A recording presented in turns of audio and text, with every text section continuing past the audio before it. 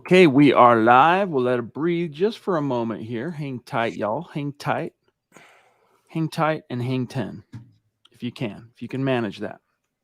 And we are good. Welcome in, everybody. It is the Mile High Huddle podcast. I'm your host, Chad Jensen. With me, my fellow football priest. You know him, you love him, Zack Kelberman. Zack, when mandatory minicamp was at its end, we learned that the two most high profile Broncos rookies, Marvin Mims and Drew Sanders, second and third round pick, respectively, kind of finished the camp injured, although we never really got any further background on the nature of the injuries, what they were. I guess you could say the nature. We knew they weren't too serious, but we have learned more. What can Broncos fans find out on this subject?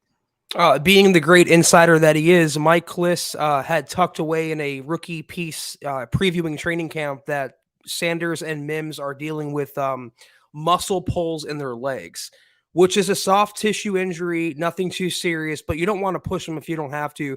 At this point of the offseason, I'd rather the Broncos, which they're doing, allow them to get perfectly healthy. They have a long break now until training camp, so they had him off to the side. That's how Sean Payton's going to be, Chad. And we learned that from the intro press conference. He's not going to give anything by way of injuries. He's going to be very cryptic and guarded. It's going to take some scoopage to find out what's what, but nothing too serious. And as Payton talked about, they were off to the side during OTAs and minicamp, staying sharp mentally, staying in the classroom, staying in their playbooks. So there's no concern with them, but that's the scuttlebutt about the two rookies.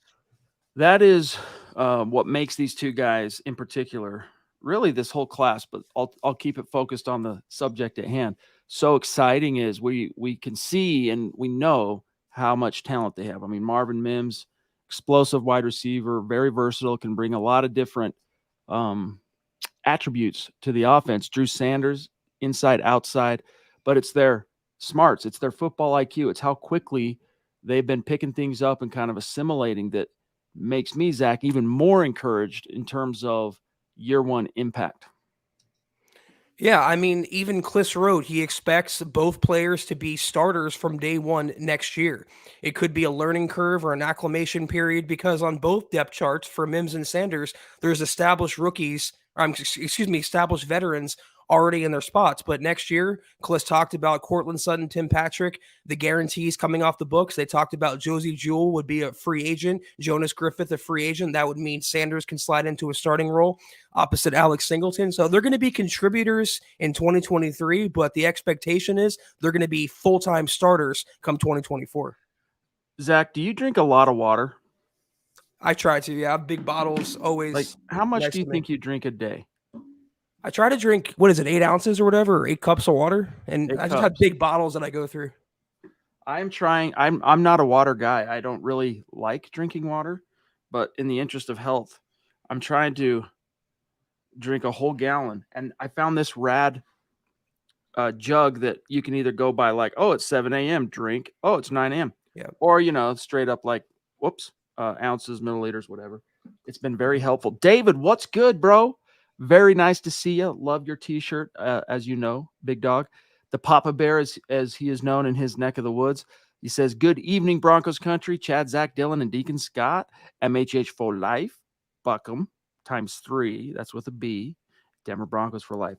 Really appreciate the super big dog. Thank you, David. Sam Bam throwing down early too before we went live. Really appreciate you. Sam, he says, "Good evening, guys. Hope all is well. Go Broncos."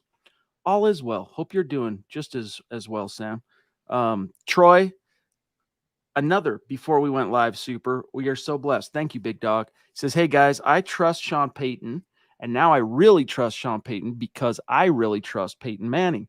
I hope this keeps coming together finally." So Zach, uh, Peyton Manning, I wouldn't say necessarily broke his silence, but kind of shared his true thoughts on the Sean Payton hire for the first time. You had the story for us. What are the takeaways? What did he say?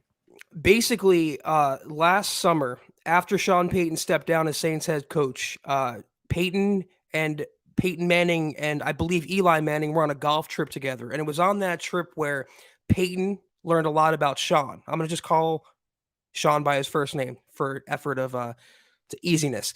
And from that point forward, Peyton kind of advocated for or pushed for Sean Payton to become the Broncos coach in the future if it were to arise, which it did. And Payton, knowing kind of the inner workings of the Broncos and knowing a lot of owners around the NFL, a lot of contacts around the NFL, he was kind of the secret fixer for that marriage to take place.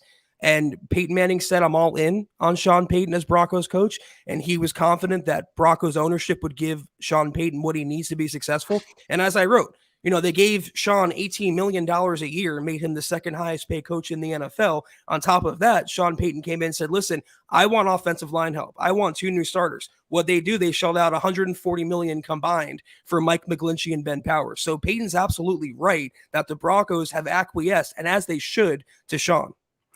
It is very interesting how Peyton keeps his comment and his read anyway on Sean Payton very much centered, Zach, on organizational support, organizational hierarchy and commitment. And it kind of goes to show that when the hiring process was underway and Sean Payton was, in the mix for different jobs, if you can remember, there was one sit down when he was still at Fox Sports and things were starting to move relative to the coaching hiring cycle. And he would do one of his, whatever it was, weekly or bi-weekly appearances on the Colin Cowherd show. And that's where we heard for the first time, hey, what's important to you, yada, yada, yada. You got to go somewhere where there's a quarterback, or you go somewhere where you've got like a top 10 pick where you have a chance at a quarterback, right, Sean? And he's like, well, quarterback, sure. But really what's important to me is ownership and front office and really the quality of those two dynamics, how I might merge, how I might mesh with them, the energy, the support. And it turns out, Zach, that those weren't really just talking points to fill content in a radio appearance. That was a very big priority for Sean Payton. So it sounds like, we know that obviously he vibed with the Waltons and Greg Penner. But it does seem like, Zach, that he really has gotten on the same page quickly with George Payton, the GM, who is, holdover now he's on his third head coach. He's starting to stack as many head coaching skins on the wall as his predecessor. The one thing I've learned about Sean in the few months of covering him is that familiarity is a huge thing for him. That's why when he was hired as Broncos coach, one of the first things he did was surround himself with like-minded coaches and former Saints coaches. He brought in former Saints players. He likes everything to work simpatico. And what he had in New Orleans was a really good setup with the ownership group, the Bensons in New Orleans, and also the general manager, Mickey Loomis. They were extremely tight. It was never a power struggle. It was never you and me. It was us. It was ours. It was our franchise and the operation we're running. And that's what I believe he has now in Denver. It's one of the reasons he was probably drawn to Denver, to have that symbiotic relationship with George Payton and the ownership group. Pardon me. Real quick, I just want to give a shout out to the Boogmeister. Hey, don't worry about your card not working. We're just stoked to have you in the chat, my friend. Great to see you. MHH for life, indeed, my dog. GLP in the house. What's up, Gary? Says, hey, Chad, Zach, Scott, and Dylan. Love that Peyton Manning support. Go Broncos and buck 'em. Yes, indeed. Thank you, Gary. So great to see you, my friend. It is interesting because, there are layers to this whole Peyton Manning, Sean Payton thing. Not the least of which, Zach, is even though they competed in separate conferences for a good portion of their time in the NFL together when they're both in the league, it was that Super Bowl, right? Where where Peyton Manning became more than acquainted with the adversarial savvy, acumen, cunning, whatever you want to call it, of Sean Payton. And he ended up, of course, losing to Drew Brees, Sean Payton, the New Orleans Saints, and in no small measure, the head coach always is going to get a good chunk of the credit when the team wins the Super Bowl. But some of the calls he made in that game, not just the onside kick, the decision to do that stuff, but just like some of the ways offensively they were able to exploit that Colts defense. You can criticize his even if it was that kind of like out of sight, out of mind. It's not my thing really, but go ahead and do your thing, Greg Williams, with Bounty Gate and stuff. Yeah. That defense, dude, was freaking ferocious that year and just just mad in the true sense of the word, crazy. But it is interesting to hear him giving the props because he knows a thing or two about what it's like to cross swords with Sean Payton. Yeah, and I feel like for that game, it was so long ago, but the execution wasn't there. But I feel like the game plan, everything on paper was put in place for the Saints in that game, and they just couldn't execute. It happens. Look at the Broncos against the Seahawks in Super Bowl 48. Sometimes you just don't have it. But yeah, they've become familiar. But more importantly, Peyton Manning signing off on Sean Payton, Sean Payton seeking Peyton Manning's advice on the Broncos and encouragement. There's no wrong way to look at it. It's all encouraging.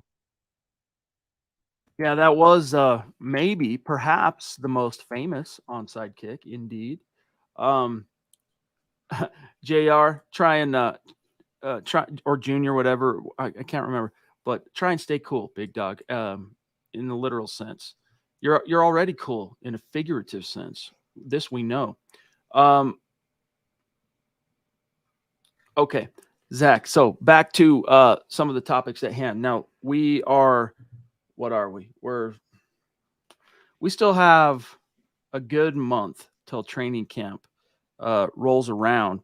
And so with that in mind, as you look at the roster, all right, because when the cleats hit the grass, usually like in the day, the days, the last couple of days before camp begins, you usually see a little flurry of roster moves across the NFL as teams who recognize maybe during OTAs where some of the holes were, or just different things that they're not quite comfortable with. You see them at that point start pulling the trigger on a few things. If the Broncos were to add any pieces at that point, whether it's, free agents, college free agents that might be out there, veterans, whatever, what do you see as potential candidates? Not necessarily names, but positions. I don't think there's going to be that much activity until training camp starts and the preseason at the bare minimum. Sean Payton talked about that as well before they took their summer break and basically said they're going to wait for final cutdowns in late August and then go from there. It's how they found Taysom Hill in New Orleans. But there is a lot of talent on the open market. I mean, someone put it out there today on Twitter of all the available free agents, and you can field a competitive team with the amount of unsigned talent left for the taking. A few guys that come to mind, they've addressed most positions really well. The one area where I'm still kind of iffy on, interior O-line. We've talked about that ad nauseum, almost every single podcast. Gabe Jackson's out there, former Seahawk.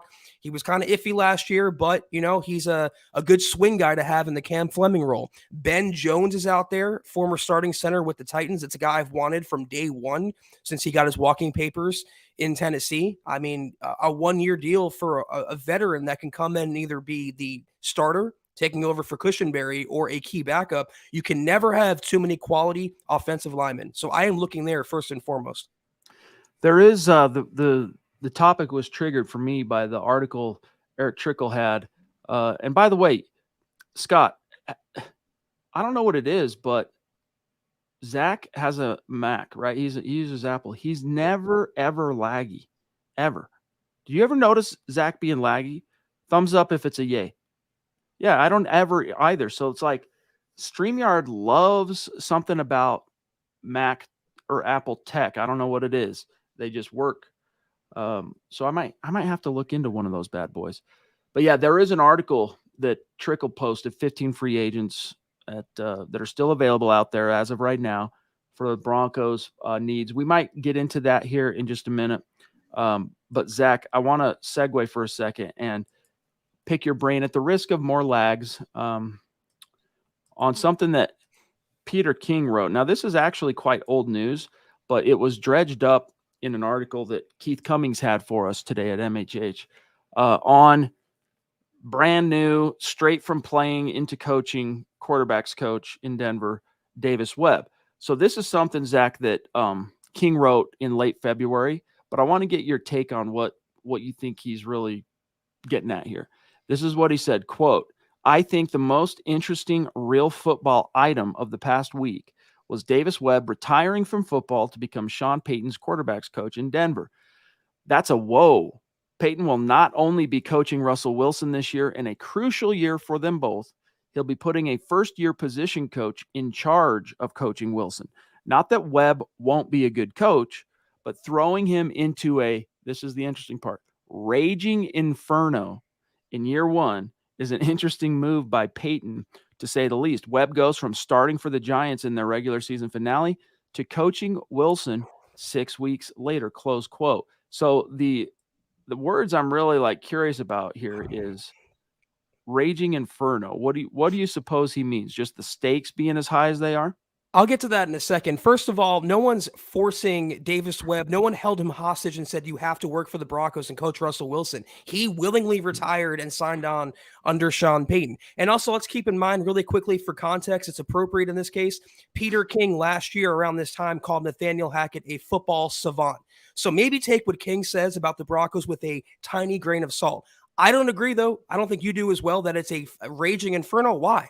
Why is it a raging inferno? And notice when people like King say something like that, they never explain why. They just make those baseless claims. They get those buzzwords in there to drive traffic or clicks, and I guess it works. But how is it a raging inferno? Because Russell Wilson had a down year?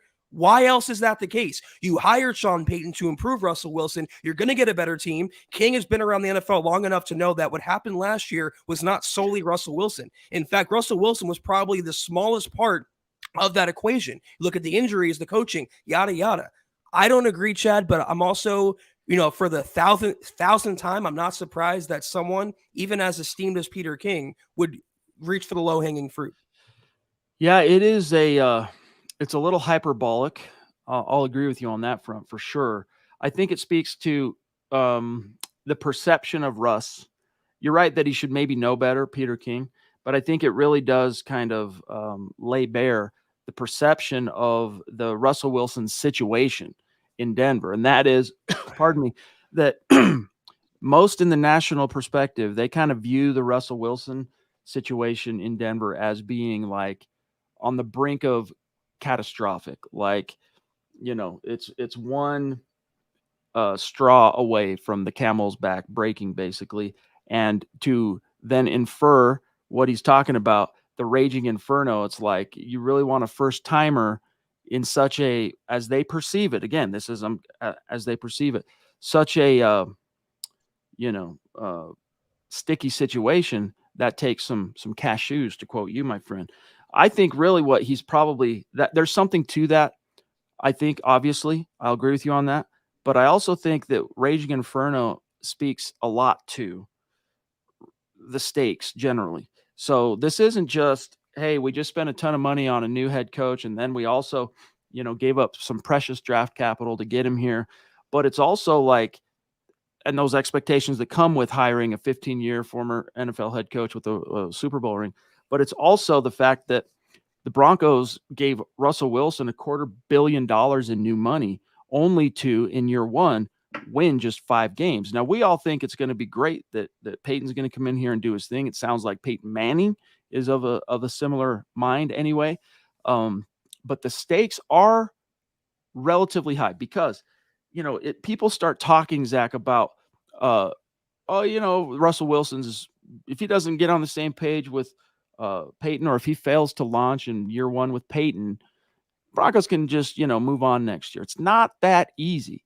There are the dead money consequences next year would definitely be quite a bit lower than they would be if they would have tried to move on from him this offseason, but they are not nothing.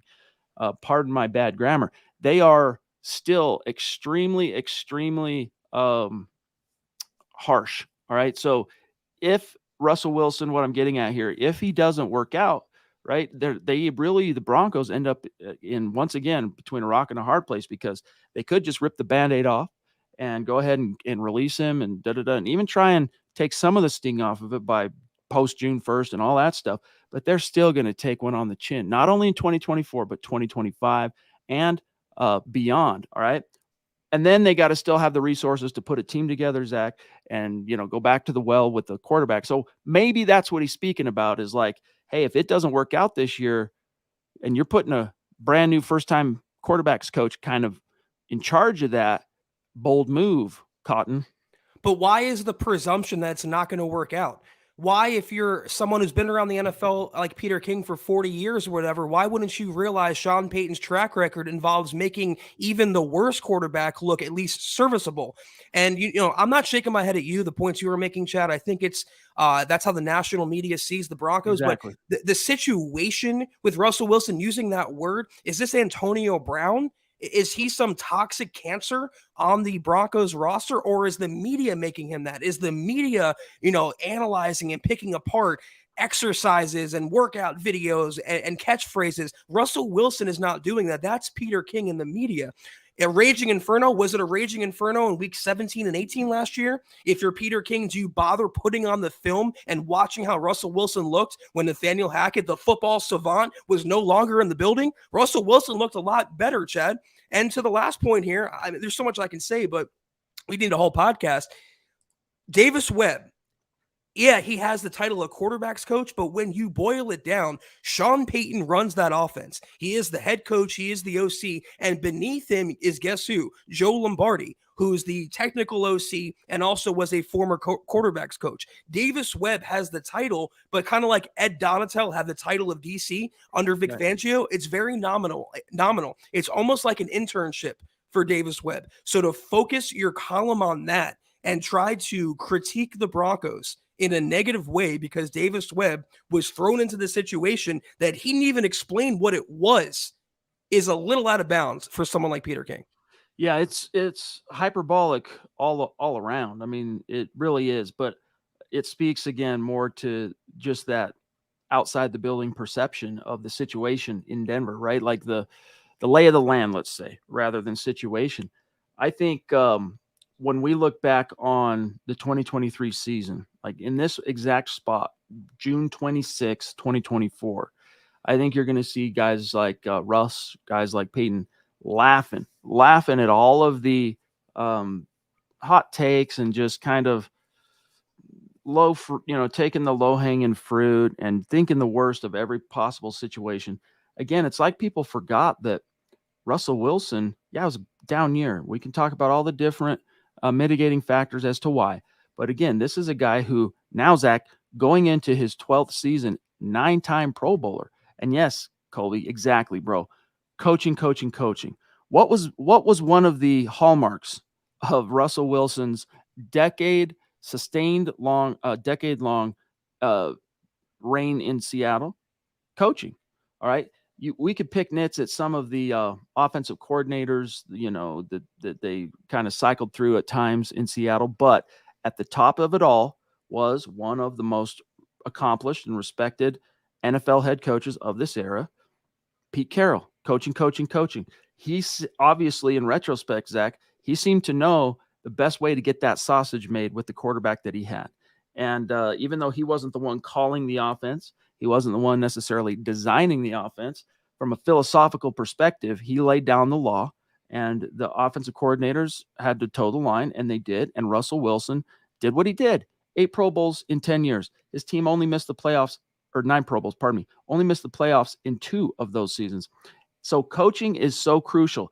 And now imagine, okay, that was a guy who's a coach whose specialty, his area of expertise, Zach, was on the opposite side of the ball. Yep. Now put a coach, you get back to the hashtag extreme competence thing here, a guy who also has won a Super Bowl like Pete Carroll, but his expertise is not only on offense, but he also happens to have many a skin on the wall relative to quarterback successes in the modern NFL. So why people don't see that, why people are still so bought into the notion that what you saw from Russ is permanent Russ, like that's just what Russ is now moving forward, totally ignoring the marked improvements in the final 2 games when that cloud of coaching incompetency called Nathaniel Hackett was blown out of town. I just don't understand. They choose to ignore it because, as we know, intimately well, positive doesn't sell.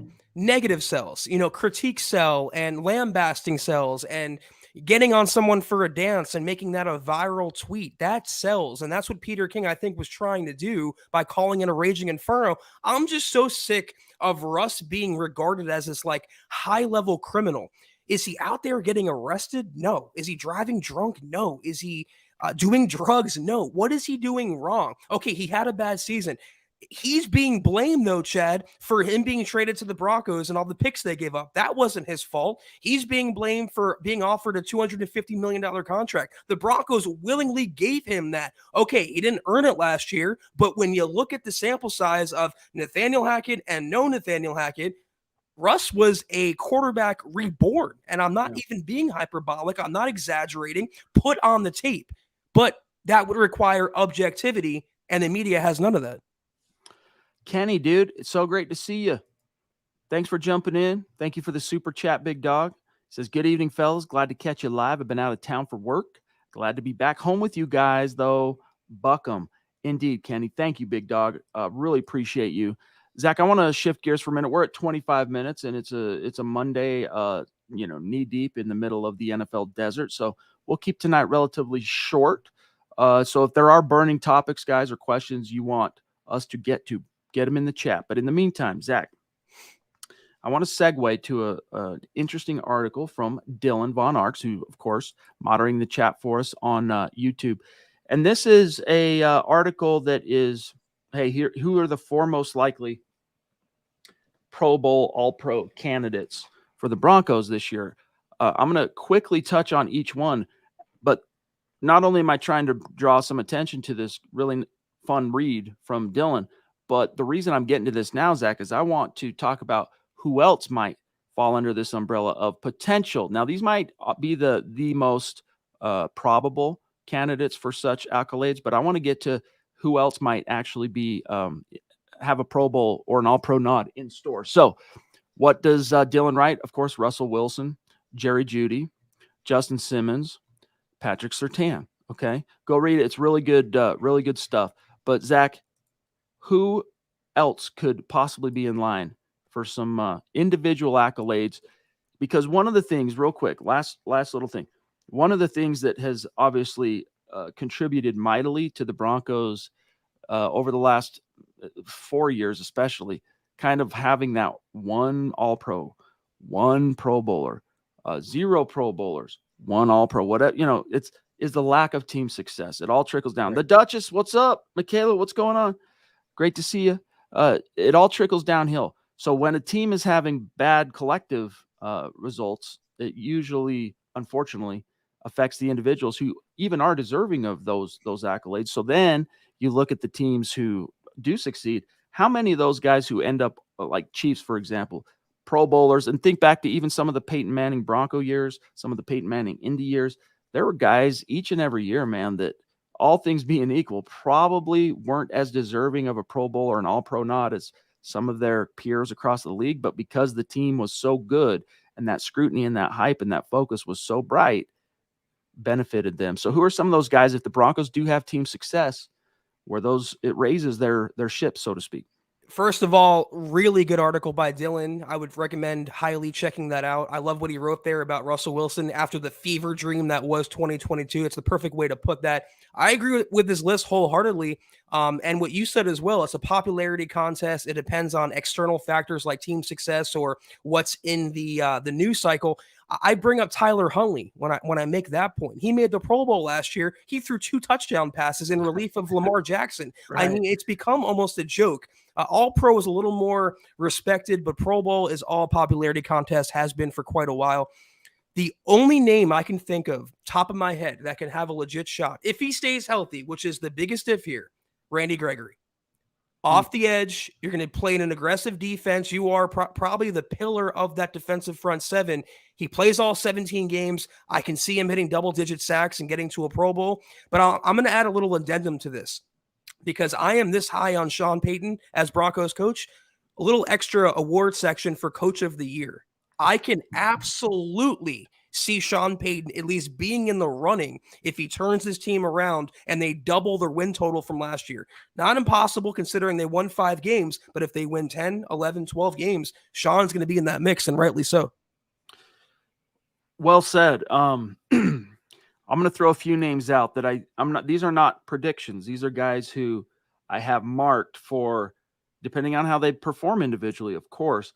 But when you start talking about team success and it trickling down and shining the light all the brighter on some of the individual guys, A few who I think could be in the running. All right. Up front, keep an eye on Garrett Bowles. Keep an eye on Ben Powers. Good Keep call. an eye Howard. on Good call. Mike McGlinchey. All right. And even Quinn Miners as possibilities. Okay. You look at some of those Saints teams, the years where the Saints really did have a lot of success, cut deep into the playoffs. I mean, Jari Evans, of course, but they had a lot of different O linemen over those years at different points. Land in Pro Bowls and earn All Pros. So the O line to me, a special focus. If Javonte is able to, if all this, what we're hearing, yeah, we expect him ready to go week 1 and all this. If he manages to be available for, let's just say, a majority of the season, I could see him in the running for that. Cortland Sutton as a possibility. The tight ends, if I had to say, maybe a Greg Dulcich, but that would be really having to hedge Zach on a big kind of year 2 sophomore leap. But in a system that is designed by Sean Payton, it wouldn't shock me to see that. That's on offense. Who are some of the guys on defense? Maybe. Great call on Ben Powers. I think that's going to be the most underrated signing the Broncos made this offseason. He could definitely be a Pro Bowler if they win games, because offensive linemen, they don't do enough to get on the stat sheet. It's all about team success. My sneaky one on defense, I was thinking about it a minute ago. You mentioned it would put that's a good way to put it, put the spotlight on the more unheralded players on the Broncos if they were to win a lot of games. How about the guy who has like 1 billion tackles a year? In Alex Singleton, maybe a lot of good inside linebacker talent in the AFC or the NFL, but he's a guy who's consistently leading the Broncos and I'm pretty sure the top 5 in the NFL in tackles. So maybe, just maybe, a surprise Pro Bowl for Alex Singleton. Yeah, that's a good point, because if you put Alex Singleton on any of the big prolific postseason teams last year with those same numbers, there's a really good chance he's landing in the Pro Bowl. 163 combined tackles. A Rose, long time Super Chat superstar. It's been a minute, checking in, saying, "What's up, gents? Long time since I've been able to catch a live stream. Very excited for 2023. When is the meet and greet again? Go Broncos, them Broncos for life. October 22nd. All right, so that's week 7 in Denver. Green Bay Packers coming to town. It'll be so rad to see you there, big dog. Thank you for the super." The Duchess, she's saying here with a very generous top rope super chat. Thank you so much. She's saying, "Good evening to MHH fam. Not much to say this evening, but wanted to shout out the entire MHH family. MHH forever. Love you so much, Michaela. Thank you. Thank you. You really do help us keep the lights on relative to this whole MHH 7 nights a week podcast endeavor. So love you, my friend. Thank you so much." And even though there's really not much news to talk about, as you know, Zach and I always have plenty of things to say on a nightly basis. While we're at it, this is a great reminder. Here's your update, okay, on the Super Chat rankings for the month of June. All right. The Duchess chilling at the top of the pile, number 1. FA at number 2, and he's been doing some leapfrogging. Gary leads Palmer. Gary at number 3. Troy throwing down, holding his own in the top 5 at number 4. Ethan, a.k.a. DWI guys, at 5. James Richard, the Lady D, Deanna Hendry at 7. Rob Bucksbaum at 8. Sam Bam at 9, and he will probably climb a little bit after tonight, perhaps. And then Naj Altaf, who has jumped into the top 10. And then just a few of the names, as you can see on the screen, just outside the top 10. So if this was all she wrote, Naj would be the last ticket, so to speak, into the raffle. So what we're going to do at the beginning of July, first stream of July, we'll do a live giveaway. As you guys know, we'll take those 10 names. They'll go into a digital hat, randomly select a winner. They get to choose a Broncos jersey that they want, and we get it shipped out as a thank you. So there's your updated Super Chat Superstar rankings. All right, let me jump back into a couple things here, Zach. Some of the reactions to what we've been talking about here. Todd Ostendorf saying, "I could see a breakout year for Judy and Dulcich." All right, we've got he's backs that up with some yardage on the Dulcich front. 750 yards and 7 tutties for Dulcich. Man, that would be so great. That would be such unbelievable. What that would mean for the offense would just be insane.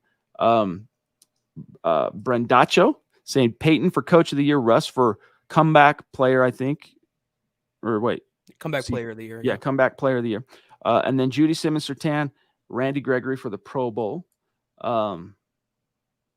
Dylan, by the way, relative to his article, I definitely considered Gregory, but I just don't trust him to stay healthy, which is probably fair, Zach. Yeah, that's understandable for sure. Maybe I'm alone in this boat. I know you weren't crazy about the signing, Chad. It's one of the few areas that we've ever pretty much disagreed on the Broncos, but his ceiling, if it can be realized, is the highest the Broncos have had since Von Miller and DeMarcus Ware. He is that good off the edge, and we have seen that in action.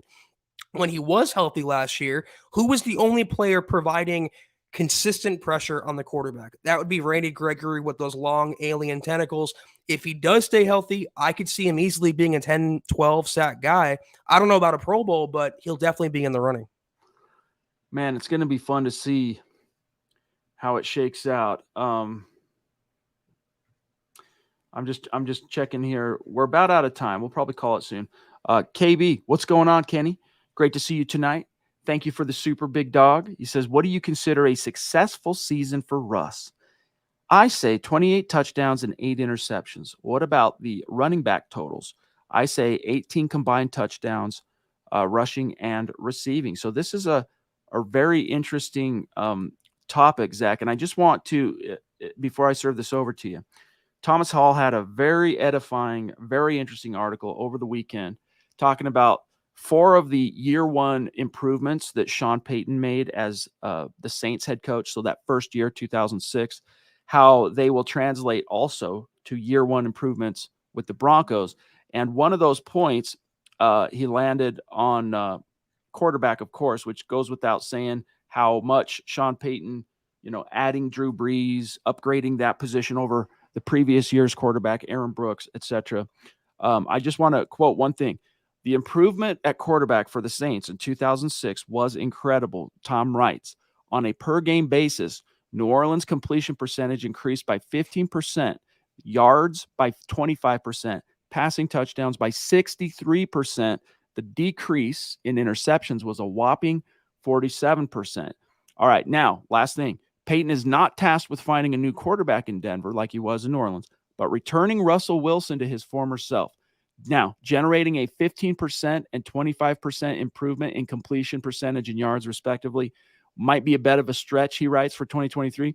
But getting Wilson to at least his career average would be a large improvement, which would put him at around 65% completion, 4,000 passing yards, and somewhere around 30 touchdowns, Zach. So it just reminded me of that article, Kenny, your comment here. But what is your specific answer for KB? Do you see, though, how Thomas took a stance on Russell Wilson? It was a positive one, but at least he backed up what he was saying and didn't just say things for the sake of diarrhea mouth. I respect that about Tom, and I don't know about 40 touchdowns, but to Kenny's point here, 28 and 8, that would mean they're playing extremely efficient, ball-controlled offense. It would be the most touchdown passes a Broncos quarterback has had. You like talking about this, Chad, since Peyton Manning. That's how long it's been since any player has even hit 28. I could definitely see that happening because it's going to be a run-first offense. And I hate to be, kind of a wet blanket on this answer, but it's hard to really project the running back total, in my opinion, without knowing when exactly Javonte Williams will be healthy, when and how much he'll be playing this coming year. 18 touchdowns, rushing and receiving for 2 running backs doesn't sound like a lot, but more will be determined by how healthy Javonte is and how they're going to split up those carries. Guys, at the risk of, again, further exacerbating this delay thing, to kind of put some things in perspective on what I'm about to say, I'm going to pull up the season in review PDF that the Broncos PR department kindly sends to us at the end of every season. And I want to do a little bit of scratch and sniff with you guys on this. Bear with me just one second while I get it queued up here. While I'm getting it queued up, though, Zach, if we got David jumping in with a very, very generous super chat, his second tonight, but this one off the top rope, he's saying with a record prediction for the Broncos, 12-5, which I love, dude. Really bold. I love it. And I don't think maybe it's that bold, actually, But David, thank you so much, dude. Very generous of you after already having supported the show tonight. We really appreciate you, big dog.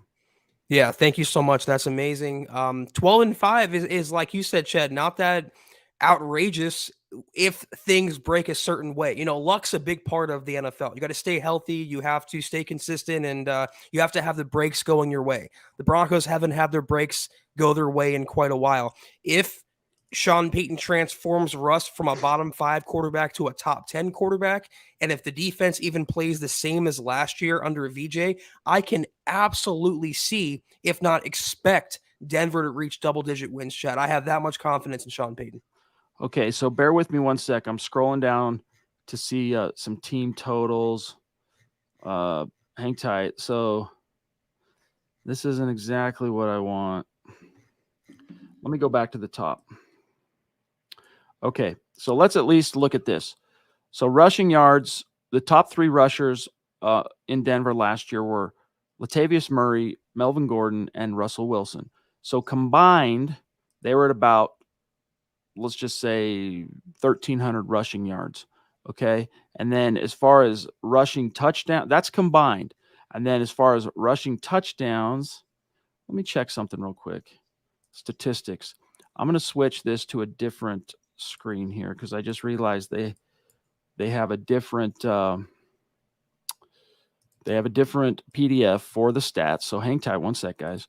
All right, let me blow this up so you can actually see this. Okay. So rushing, we don't want yards per, we want total. Well, net rushing. So Zach, the Broncos had just under 2,000 net rushing yards. So let me pose it to you this way. You take the over or under on that in 2023? It's tough to say because you're splitting it up between 2 or maybe even 3 running backs. And that would, I feel like if you take from one, you're hurting the other. So if they get 2,000 rushing yards, that would mean Russell Wilson wouldn't have that many passing yards or touchdowns. I'm going to take the under on that, but not that much under. I think like 1,700 could suffice. And recently ESPN predicted, I think it was like 900 and 800 or 800 and 700 for Samaje and Pookie combined. But I do feel like even if it's a run first team, play action oriented offense, Russell Wilson will be unleashed, if only to prove under Sean Payton, who has a fairly sized ego and it's well deserved, that he can be the quarterback the Broncos thought they were acquiring. He can be the old Russ again, and it's just another feather in Sean Payton's cap. For that same purpose, I would take the over, even if it might be negligible over. I think because it is going to be such, from what we understand anyway, such a run first kind of oriented thing to set everything else up. I like the odds of whether it's Javonte, whether it's P. Ryan, exceeding, for example, Melvin Gordon. Let's see, rushing. Melvin Gordon, 318. I expect P. Ryan to have more than that if he's the number 2 for, majority of the games. And no fumbles. No fumbles. Latavius Murray, 703 yards. If Javonte's healthy, I expect him to be over 1,000 in this scheme. Russell Wilson, 277 yards, which was a little bit below his, off the top of my head, a little bit under what his maybe average was with 3 scores. I'll take a little bit more than that. Not too crazy, but I wouldn't be surprised, Zach, if he went as far as doubling those totals just because Sean Payton is so dadgum savvy. So, I don't know. It'll be fun to see, but I think, look, KB saying 18 combined rushing touchdowns from the running backs. Zach, last year from the running backs, 1, 3, 8 touchdowns rushing. 8. So KB's hoping for more than a 100% improvement there. So it'd be rad. Whoops. Go ahead, Scott. Look who it is. Tony D.A. Dub in the house. Great to see you. A longtime member of our community, Super Chat superstar in enemy territory too, for what it's worth. So this is another example of Broncos country. It's not a geographic location. It's a state of being. Tony, great to see you, big dog. He says, what's up, fellas? Any thoughts on adding another veteran to the D-line, like a Malik Jackson type? What do you say, Zach? I think they've already made that move by not only bringing in Tyler Lancaster, and they signed Zach Allen, obviously, but they kept Mike Purcell. Not cutting him was a admission, I believe, that they have some sort of use for him, even as a nose tackle. If you're talking about defensive end depth, you could do a little bit there, but maybe VJ is high on Jonathan Harris. I feel like VJ Chad has always had that one guy who's like his pet project. Deshaun Williams was that guy before, and maybe Jonathan Harris could be that as well. Though, if you want to sign one, there's certainly talent out there. Dwayne Smoot, Carlos Dunlap, Ndamukong and Sue's out there. There are some definite names on the open market, but then you have Matt Henningsen. Then you have Ayoma Awuzurike. Yep. I would rather, and I know it might be unpopular, I would rather these young guys who the Broncos drafted to be contributors, if not starters, begin to get some playing time so they can, develop into that role. I'm always a fan, Chad, of giving the young guys a chance to play before adding an aging veteran. For what it's worth, in his article, 15 free agents that fit the Broncos, roster needs currently, Eric Trickle landed Zach on 3 names. How do you pronounce that cat's name, dude? Matt Ioannidis. Ioannidis, that's right. All right, so there's one. Michael Brockers, and then Chris Wormley. So these are guys who he's not exactly looking to break the bank, right? He's veterans that could come in and kind of bolster a unit. But Zach, am inclined to agree with you on the D-line side of things. I want to see how it shapes up in the first week or two of training camp. Yeah. If the coaches end up saying, look, we need one more proven guy to kind of hedge against the youth of Matt Henningsen and Awuzurike, PJ Mustapher as well, undrafted rookie, who a lot of people like his odds at making the roster, then that's probably when they'll pull the trigger. And at this point, I'd rather, roll with the young guys. And if they're going to spend money, put it at a position where you absolutely need it. I don't think you need another Malik Jackson type, but you can damn sure use another center, because who do you really have? Lloyd Cushenberry, who was objectively terrible last year. Behind him is a rookie in Alex Forsyth. And behind him is Kyle Fuller, who's a guard backup center, developmental project type, whatever. So I would much prefer a Ben Jones to come in to the building right away than another defensive lineman. Yeah, and he's still chilling. He's still out there. So I agree with you on that. That would make me sleep a lot better at night and feel I already feel night and day better about the Broncos O-line, even as it is with Lloyd at the pivot, but I would have no worries other than the standard hope they can stay healthy refrain, right? Yep.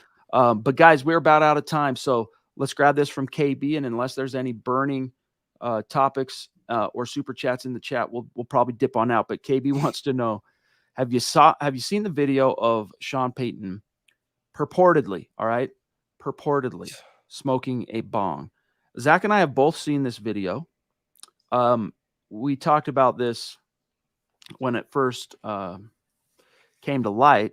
I have my doubts that it really is, like, with AI and just the levels of deep fake that currently exist. I know a lot of people scoff at this because it does look organic, but I just can't imagine Sean Payton being that dumb to allow himself to be filmed by anybody. It could be I'm not saying it was like his son or friends of his son or anything like that, or players or anything. I just can't imagine what we know about him being that dumb. And then juxtapose that with just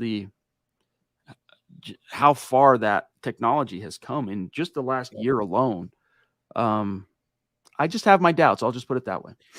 I think that video surfaced on draft night, if I'm not mistaken, because we made a Laramie Tunsil reference to that video. Apparently what I read is that it is real and authentic. It's hard to verify, but it was years ago when Sean Payton was still the Saints coach. And from what I've read about Sean, he likes to, have a good time. He's always attending shows and he's always having a drink in his hand. So I'm not going to, castigate him for hitting a bong if that's what it was. It was years ago. And I feel like marijuana as a whole, it's not looked at the same as it was years ago. It's not this, I don't know, devil's lettuce as many people thought. And he wasn't doing meth. He wasn't doing bath salts. He hit a bong and it was years ago. Time to move on. Yeah. Again, it's totally true that This isn't the same taboo that it would have had even 10 years ago. Um, but I still just I got to believe Sean's a little bit smarter than that to allow himself, because you could tell from that clip that if it were genuine, he was fully aware of a camera being pointed at him at that moment. But almost out of time. I saw this earlier. I want to grab it real quick. Patrick John Lopez on Facebook. Hey guys, love the show. Thank you. I agree, Zach. People often forget Russ was a 9-time Pro Bowler, and it's a mistake to count him out. That being said, he is getting older. So drafting a quarterback next draft. What do you think, Zach?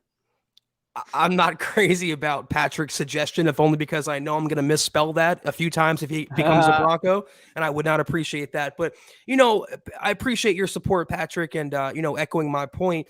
They don't forget, though, he was a 9-time Pro Bowler. They choose to ignore it because, again, that doesn't sell. That's not going to get you clicks. That's not going to go viral by reminding the masses who've turned on Russ because it's fashionable or it's a fad now that he was good at one time and he'll probably be pretty good again. So Peter King knew what he was doing. He used those words specifically. But as we always say, the only way that you're going to shut up a Peter King or a Nick Wright or a random Seahawks fan or a random Kansas City fan is to go out there in September and win football games. Point blank, period. Well said. Patrick, great to see you as well, my friend. Aloha, right back at you. I don't know who said this because it's coming through the Facebook group, our Facebook group, MHH Superfans. In order for your name to be displayed on the comment, if we put it on screen, you have to, under the video where you're seeing it right now, there's a place where you click and give Facebook permission to allow your name to be displayed on third-party situations like this. So that's only for the group itself for whatever reason. I don't know why that is, but this is a salient point, and then I want to get out of here, Zach. Let's just assume the video of Sean Payton ripping off that device was genuine for a moment. He says, I'm sure he smokes, and so be it. He's a creative, eccentric guy. Look, Sean Payton is hyper competent and hyper productive. Creative is a good way to put it. Eccentric, maybe a little. But I got to tell you that I know personally multiple high functioning, high successful individuals who use that on the reg. All right, on the reg. I'm trying not to use the words itself because I don't want this stream to get flagged because we're talking about what are frankly some adult topics here.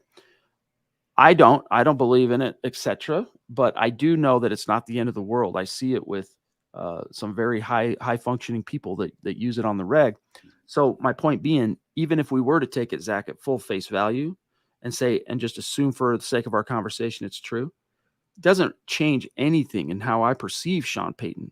It's more about the general perception from a PR perspective, because not everybody is, I don't want to call it forward thinking, but not everyone has come around on that particular subject. It's still, a lot of people think back to that old movie from whatever it was, the 50s or might have been the early 60s, where the reefer, they turn anyone that smokes, it turns into a zombie. Reefer and then madness. Yeah, reefer madness. All that stuff that really had some tentacles that sunk deep into the psyche of the boomer generation, the baby boomer generation. And it still shapes a lot of how it's perceived even today. But you nailed it. Nowadays, even, segments of that boomer generation are also using it. They're also, medicinally even for their own benefits. And there's a lot of benefits to it. We're not going to get into that, but I will say this about Sean Payton. I don't care if he's freaking Walter White in his downtime. If the Broncos win football games, they go to the playoffs and they're successful, that is the bottom line to me. If he wants to smoke some marijuana, he can do that by all means. They're in Denver after all. The new Heisenberg, Sean Payton. All right, Zach, let's dip on out, shall we? On that note, yes, that was another tremendous episode of the podcast. If you're not doing so, please follow us on Twitter at the MHH Pod. You can follow the main account on Twitter at Mile High Huddle, Chad at Chad and Jensen, myself at Kelberman NFL, and Scott, our producer, at Scout Kennedy. If you guys want some merch, like we're always rocking day in, day out, get yourself some at mhhmerch.com. If you're on Facebook, be sure, if you're not doing so, follow us at facebook.com/milehighhuddlepod, on Instagram at mile_high_huddle. And make sure you're going to Apple Podcasts and leaving your football priest a 5-star review for a chance to win some of that merch each and every single month. But if anything, guys and gals, subscribe, like, and share this video and every video you see on the MHH channel. It really helps us grow and reach more Broncos fans just like you. Amen to that. Much love and respect to all of you for joining us tonight, but a special shout out to our great Super Chat superstars and supporters on Facebook: David McElrath, Sam Bam, the Duchess, Michaela Parker, Troy, Gary, Colby C. Collier, Kenny, A. Rose, Kenny, Tony, aka Discount Audio. Much love and respect. Thank you guys so much. We'll see you in a couple of days, but don't forget, it's off season. You know, it's the true depth of the off season. So there has been, for the last couple of weeks, no Broncos for breakfast on Monday mornings, as you know. So look forward to Tuesday, tomorrow morning, because Broncos for breakfast, followed by Building the Broncos Tuesday night. It'll be dope. Have a great start to your week, guys and gals. We'll see you Thursday night. Take care, and as always, go Broncos.